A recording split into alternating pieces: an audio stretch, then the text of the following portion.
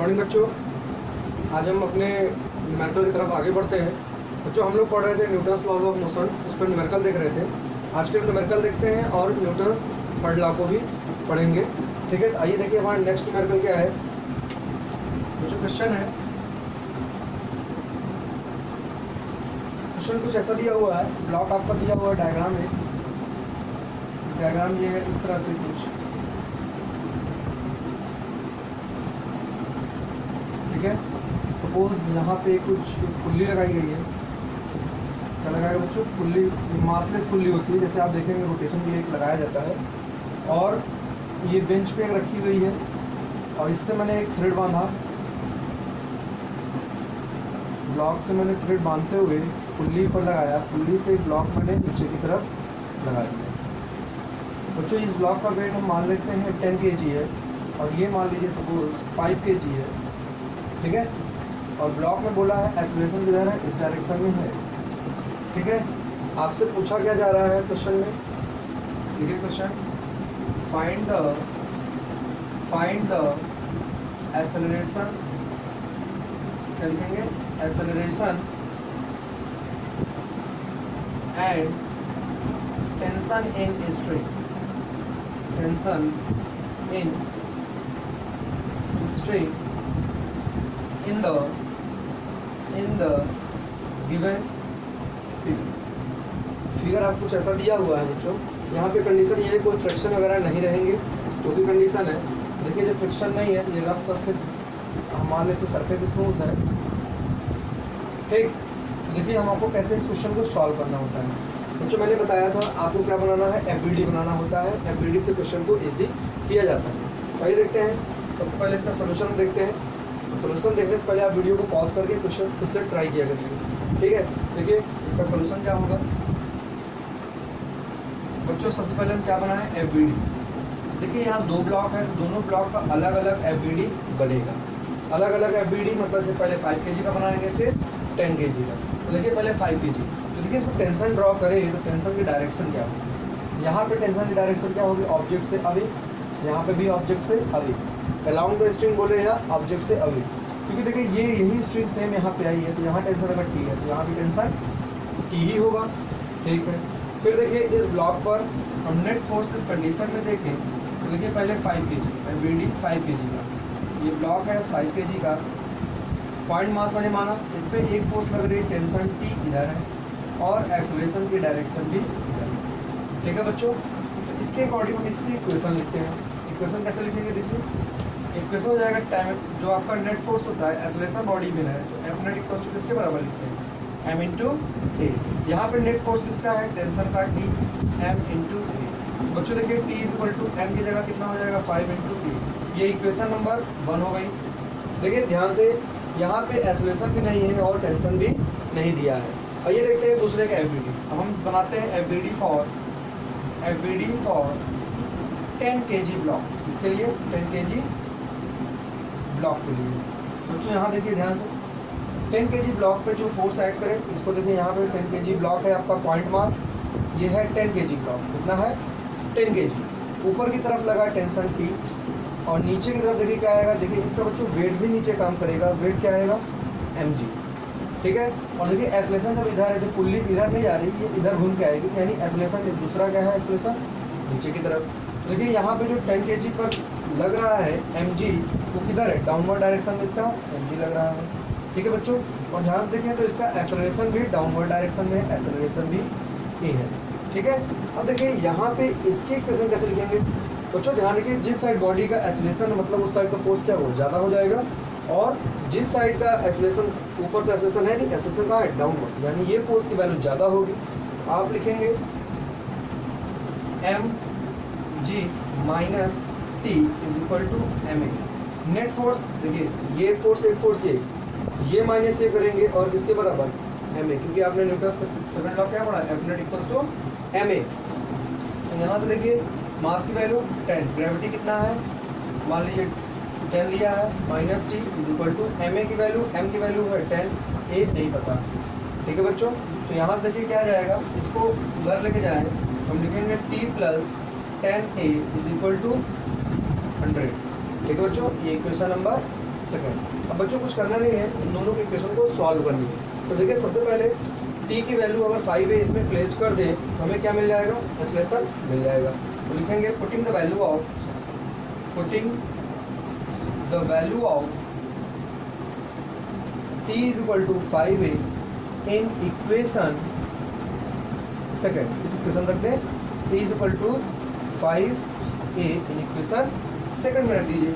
Second में जब रखेंगे क्या मिल जाएगा, t minus 1 plus 10a is equal to 100। t की वैल्यू कितनी है, 5a plus 10a is equal to 100, यानी 15a is equal to 100। Then a is equal to कितना आ जाएगा आपका, a आएगा 100/15, डिवाइड करेंगे तो आएगा 15 से हो गया 90, 10 आया, डेसिमल लगाने पे 100 हुआ, 15.66 यानी 67 मीटर पर सेकंड स्क्वायर। ये बच्चों क्या आ गई आपकी, एक्सेलरेशन आ गई। अगर एक्सेलरेशन पता चल गया तो ये वैल्यू हम कहाँ रख दे, देखिए ए की वैल्यू अगर यहाँ रख दें तो हमें टेंशन भी मिल जाएगा। तो आइए देखते हैं टेंशन निकालने के क्या करें। टेंशन इक्वल टू लिखा है 5 इंटू ए, क्या लिखा है यहाँ देखिए, t इज इक्वल टू लिखा है 5 इंटू ए।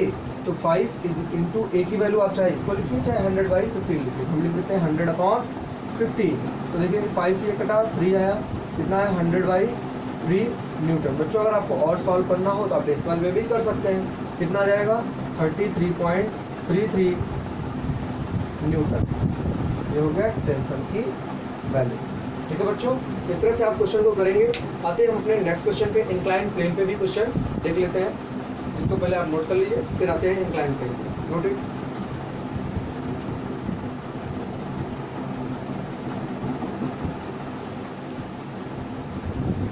देखिए बच्चों, आपका नेक्स्ट क्वेश्चन है, ये इंक्लाइन प्लेन पे एक ऑब्जेक्ट रखा है 4 kg मास, ठीक है, और कितने डिग्री से इंक्लाइंड है, 60 डिग्री। एक्सेलरेशन की डायरेक्शन दिया है, इस डायरेक्शन में इसका एक्सेलरेशन है।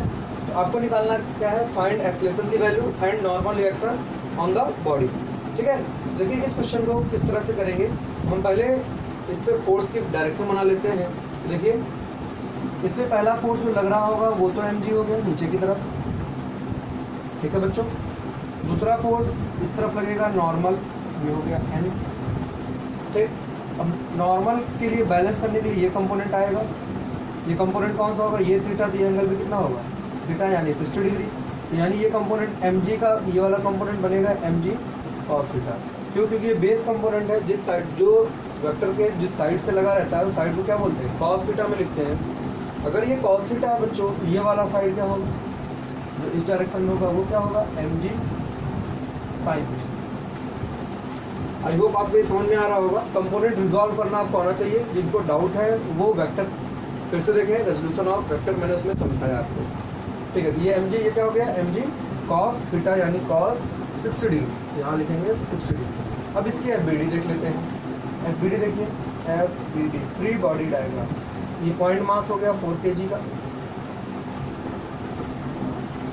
4 kg पॉइंट मास। इस पर देखिए नॉर्मल रिएक्शन इधर L है, इसको इधर बैलेंस किया कौन, mg cos 60 डिग्री, और इस पर mg नीचे लगा हुआ है। ये एंगल 60 डिग्री है और ये एंगल यहाँ पे ऐसे है, ठीक है। ये ऐसे मतलब आपका ये कंपोनेंट कौन सा है, mg sin 60। ठीक है बच्चों, ध्यान से देखिएगा। और इधर ही आपका क्या है, ऐसे ब्लॉक। ठीक, ये हमारी FBD हो गई बच्चों। FBD बन गई, अब सॉल्व करना इजी है। नॉर्मल को कौन बैलेंस कर रहा है, mg cos 60। हम लिखेंगे नॉर्मल के लिए पहले, तो सबसे पहले नॉर्मल क्या हो गया, n equals to mg cos 60। बच्चों यहाँ बॉडी में ऊपर और नीचे की तरफ मूव नहीं कर रहा है, तो ऊपर नीचे एक्सेलरेशन नहीं दिया, ये दिया है इंक्लाइन प्लेन पे ही एक्सेलरेट हो रहा है।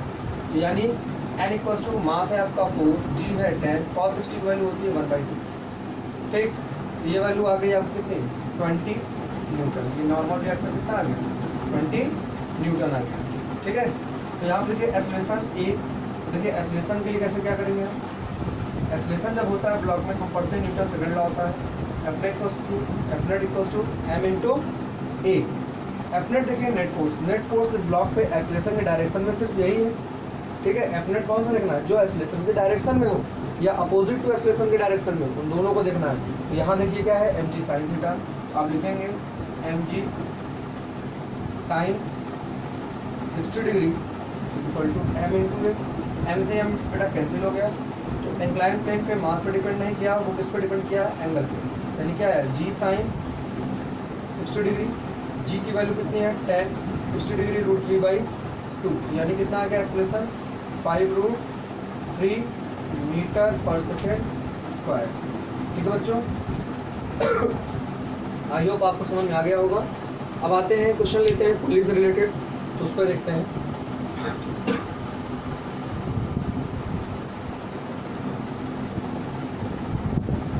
देखिए बच्चों, आपका नेक्स्ट क्वेश्चन है, ये पुल्ली लगाई गई है। तो पुल्ली जो होती है बेटा, पुल्ली आपकी मासलेस होती है और स्ट्रिंग भी दोनों क्या है, मासलेस है। हमारे जब 95%, 98% या 99% क्वेश्चन जो होंगे, मैक्सिमम क्वेश्चन में पुल्ली हमें लेना है मासलेस लेना है, और जो स्ट्रिंग लेंगे वो भी कैसी होगी, मासलेस। तो ये क्या है, पुल्ली जो होगी आपकी वो कैसी होनी चाहिए, यहाँ लिख लेते हैं, पुल्ली जो दिया है क्वेश्चन में वो रहेगा मासलेस पुल्ली। पुल्ली कैसी होगी, मासलेस। ठीक है बच्चों, और जो स्ट्रिंग होगा वो भी मासलेस है, स्ट्रिंग इज आल्सो मासलेस, मतलब इनका मास कंसिडर नहीं किया जाएगा। तो बच्चों देखिए यहाँ पे क्या लगा है ब्लॉक, क्वेश्चन क्या कह रहा है, अगर एक पुल्ली पर एक साइड आपके 2 ब्लॉक लगे, एक 3 kg का और एक 7 kg, दोनों स्ट्रिंग से बंधे हुए हैं। ये स्ट्रिंग अलग है, ये स्ट्रिंग यहाँ पे चेंज हो गई। फिर देखिए ये स्ट्रिंग आपकी यहाँ से ये स्ट्रिंग पूरी क्या है, सेम है। तो कह रहा है आपको निकालना क्या है, एक तो इसका एक्सेलरेशन जो इस तरह एक्सेलरेट कर रहा है इस डायरेक्शन में, उसका एक्सेलरेशन बताना है। दूसरा क्या बताना है, इसका स्ट्रिंग पे जो टेंशन आ रही है उन टेंशन के बारे में डिस्कस करना है।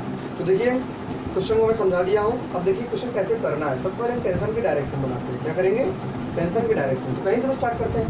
तो यहाँ देखिए अगर इसकी टेंशन देखें, इसकी टेंशन की डायरेक्शन टी ऊपर, इधर टी नीचे की तरफ। क्या करना है, स्ट्रिंग हमेशा अलॉन्ग द स्ट्रिंग होती है या अपोजिट टू द ब्लॉक होता है। यहाँ देखिए इसके लिए टेंशन की डायरेक्शन ऊपर, इसके लिए टेंशन की डायरेक्शन ऊपर टी, मान लीजिए T1, ये भी क्या है T1। दोनों पर सेम टेंशन इसलिए है कि ये स्ट्रिंग वही स्ट्रिंग यहाँ पे लगी हुई है। यहाँ ब्लॉक लगाने के बाद स्ट्रिंग क्या हो गई, चेंज हो गई है। तो टेंशन की वैल्यू तभी चेंज होगी जब स्ट्रिंग की वैल्यू भी स्ट्रिंग क्या हो, दूसरी हो। अच्छा, और देखें इसमें एक्सेलरेशन किधर है बच्चों, यहाँ पे जो देख रहे होंगे ये एक्सेलरेशन आपको इधर दिख रहा है, इधर एक्सेलरेशन है और इधर एक्सेलरेशन ऊपर की तरफ है। ये बात आपको समझ में आ रही है। अब देखिए हम करते क्या है, एक एक करके एफबीडी बनाते हैं। क्या करते हैं, एक एफबीडी बनाते हैं। तो पहले बनाते हैं एफबीडी फॉर 7 kg ब्लॉक। तो देखिए एफबीडी फॉर 7 kg ब्लॉक, किसके लिए बनाना है, 7 kg ब्लॉक के लिए। देखिए इसकी एफबीडी कैसे बनाएंगे। देखिए यहाँ पे ये है 7 kg का ब्लॉक, ये है 7 kg। ऊपर की तरफ एक फोर्स लग रही है टेंशन की, और एक फोर्स नीचे की तरफ लग रही है इसकी, क्या लग रही है, mg।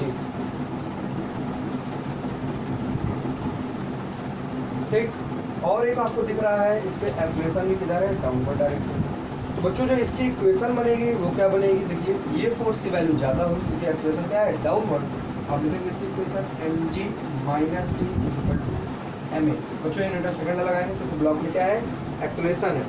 अच्छा, तो यहाँ देखिए ये इक्वेशन नंबर हम मान लेते हैं पहले इक्वेशन। ठीक है, अब जैसी रिक्वायरमेंट जैसी होगी उस तरह उसके अकॉर्डिंग सॉल्व करेंगे। आइए देखते हैं एफबीडी किसके लिए, दूसरा ब्लॉक है 3 kg। तो यहाँ बनाएंगे एफबीडी फॉर 3 kg ब्लॉक। ठीक, 3 kg ब्लॉक का देखिए ये है आपका 3 kg। ऊपर की तरफ फोर्स लगी है T1, देखिए डायरेक्शन T1 की, और ये नीचे क्या है, T है, और ये एक्सेलरेशन भी क्या है बच्चों, नीचे A है। एक बात ध्यान रखिए, इस पे भी mg कहाँ लग रहा है, नीचे, यानी एक फोर्स और आया, तो कौन सा आया, mg भी आ रहा है। ठीक, अब देखिए नेट ये वैल्यू ज़्यादा है क्योंकि एक्सेलरेशन क्या है, डाउनवर्ड। तो आप क्या लिखेंगे इसमें, T + mg सेम डायरेक्शन में, -T1 = m × a। m यहाँ देखिए, यहाँ पे जब लिखेंगे तो ये लिखेंगे मास कौन सा लिखे बच्चों, ये है 7g - t = 7a। ये इक्वेशन नंबर 1 यहाँ रख देते हैं। तो देखिए t + m की वैल्यू है, यहाँ m की वैल्यू कितनी लिखी है क्वेश्चन में, 3 kg। यहाँ लिखेंगे 3g - t1 = 3a। Equation number second. आइए देखते हैं नेक्स्ट आपका जो है 5 kg। तो यहाँ लिखेंगे एफबीडी फॉर 5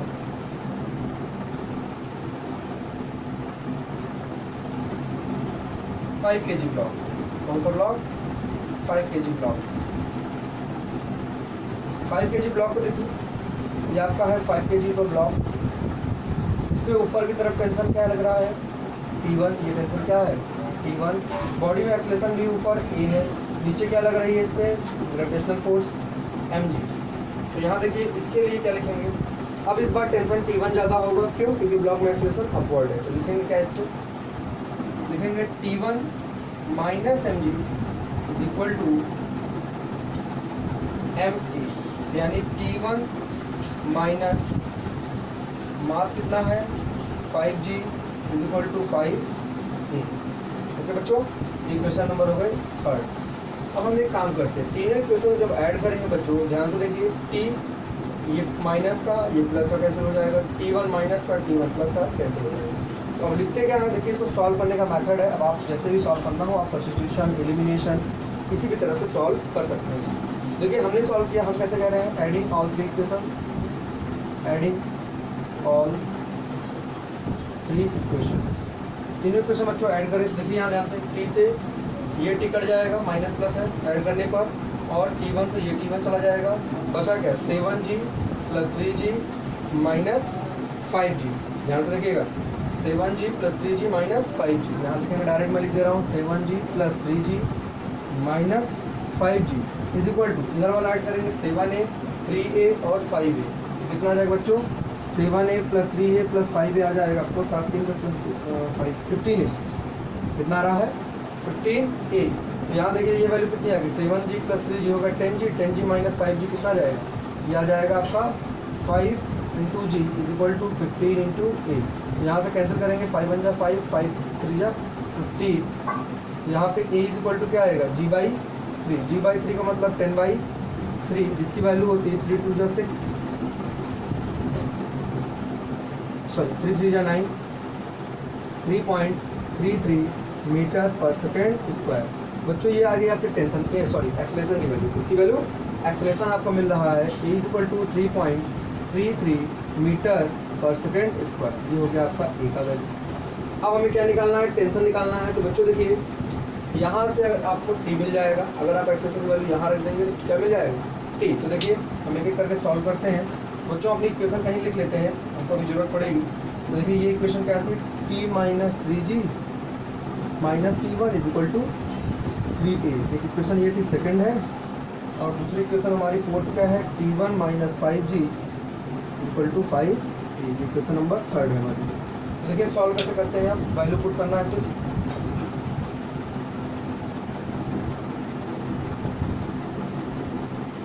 ध्यान से देखिएगा, यहाँ पे अगर हम t की वैल्यू, सॉरी a की वैल्यू रखते हैं, a की वैल्यू फर्स्ट इक्वेशन में पुट करने क्या मिला? 3g minus t equal to 7 into a की वैल्यू 10/3। क्या है? 10/3 है। तो फ्रैक्शन में निकालते हैं टेंशन। यहाँ देखिए, इसको इधर ले आए, ये आ जाएगा 70, 7g मतलब 7 इंटू 10 70, ये आएगा minus 70/3 is equal to t। यहाँ सब्ट्रैक्ट करेंगे तो बच्चों t is equal to 210 minus 70/3। Minus करेंगे कितना जाएगा बच्चों? 0, 7 में 7 गया 4, यहाँ कितना बचा होगा? 140/3 न्यूटन। ये आ गया किसका? टी की वैल्यू। अब इस टी की वैल्यू बच्चों एक बार ध्यान रखिएगा, कैलकुलेशन आप चेक कर लीजिएगा, क्योंकि मैं थोड़ा फास्ट पढ़ा रहा हूँ आज, तो इसलिए ताकि आपको ज़्यादा क्वेश्चन हो सके। ठीक है, इसके बाद हमको क्योंकि न्यूटन्स थर्ड लॉ भी देखना है, वीडियो लेक्चर लेंदी ना हो, इसलिए हम आपको जल्दी जल्दी बताते जा रहे हैं।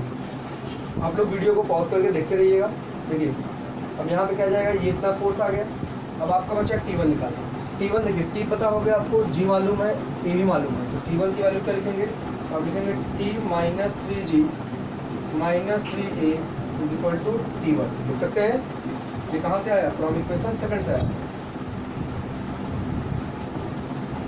ठीक, यहाँ देखिए, T की वैल्यू है 140/3 माइनस 3 इंटू 10 यानी 30, हम डायरेक्ट लिख दें, माइनस 3 इंटू कितना है? 10/3 इज इक्वल टू T1। ये T कट जाएगा, माइनस का ये भी क्या है? माइनस। तो आपका आंसर क्या है? T1 is equal to 140/3 minus 3 plus 1 कितना हो गया? 4 यानी 40 न्यूटन। सॉल्व करेंगे बच्चों, T1 की वैल्यू कितनी आ जाएगी? 3 4 12 120, 140 माइनस 120 हो जाएगा 20, 20/3 न्यूटन। ये आपका आ गया क्या, T1 की वैल्यू, ठीक है। लेकिन T की वैल्यू कहाँ है हमारी, T की वैल्यू हमारी ये है, T1 की वैल्यू ये है, तो हमको निकालना क्या है।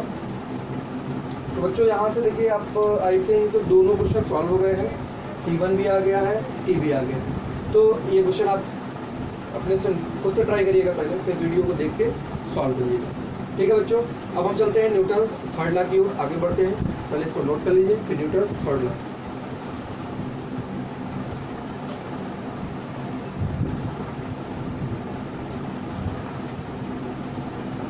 देखिए बच्चों, न्यूटन थर्ड लॉ का स्टेटमेंट आप लोग 9th क्लास से ही पढ़ते आए हैं। स्टेटमेंट क्या है, in reaction there is always equal and opposite reaction of an object भी कह सकते हैं। किसी ऑब्जेक्ट को जितना फोर्स हम लगाते हैं वो ऑब्जेक्ट भी पलटकर उतना ही फोर्स हमें देती है, ठीक है। तो ये स्टेटमेंट इसका मतलब यही था कि अगर किसी ऑब्जेक्ट को फोर्स लगाते हैं तो उसका मैग्नीट्यूड उतना ही देगा, बस डायरेक्शन क्या होगी, अपोजिट। उसको मैथमेटिकल जो लिखते हैं वो ऐसा कुछ लिखते हैं, जैसे मान लीजिए सपोज आपका ये ब्लॉक है, ठीक है, और ये कॉन्टैक्ट सरफेस है। ये इस पे जो फोर्स लगा है नॉर्मल, जितना ये ऊपर दे रहा है इसको, उतना ही ये ब्लॉक भी इसको क्या करेगा, सरफेस को नॉर्मल उतना ही देगा। यानी अगर आप लिखेंगे ये ब्लॉक है, ये आपका क्या है, ये सरफेस एस है, तो आप लिखेंगे ये जो फोर्स लग रही है ऊपर की डायरेक्शन में, ये लिखेंगे normal force on block due to surface की वजह से। यहाँ लिखेंगे normal reaction on surface due to block की वजह से। बच्चों दोनों की डायरेक्शन अपोजिट है, इस वजह इसको लिखते कैसे, मैग्नीट्यूड से।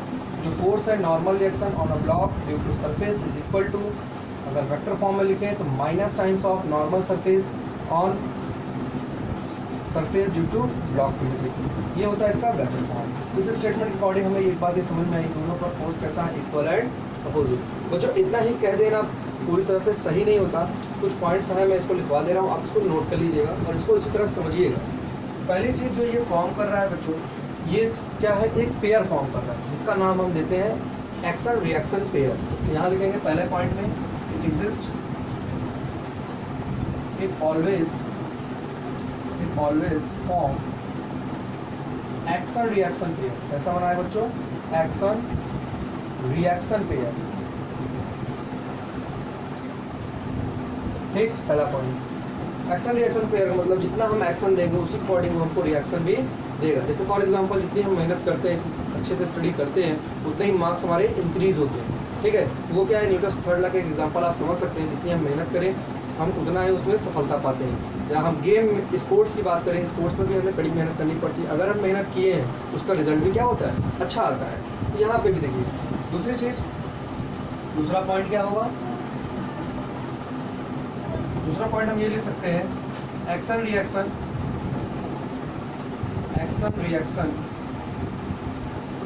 Pair is acts on different bodies.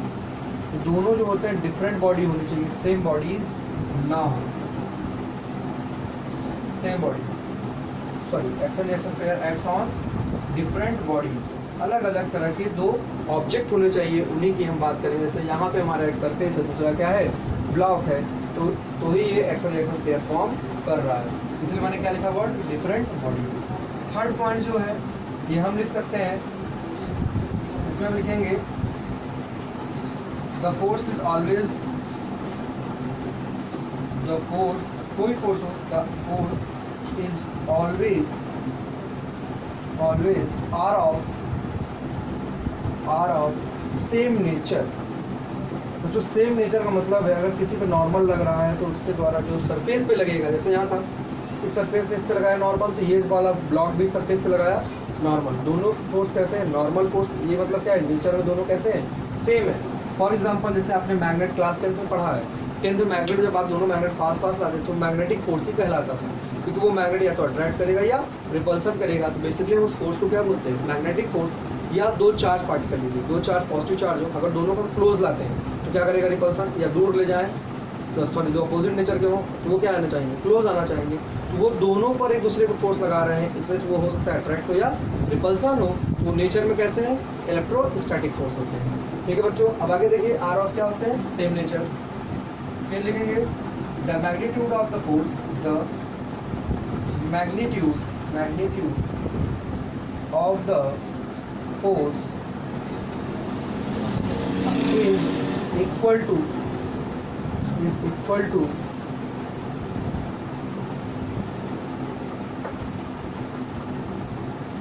the magnitude of force is also equal of, यहाँ लिख दे magnitude of both the forces, जो फोर्स आएंगे both the forces also equal, but क्या लिखेंगे, अपोजिट इन डायरेक्शन, दोनों की डायरेक्शन क्या होगी, चेंज होगी, अपोजिट इन डायरेक्शन।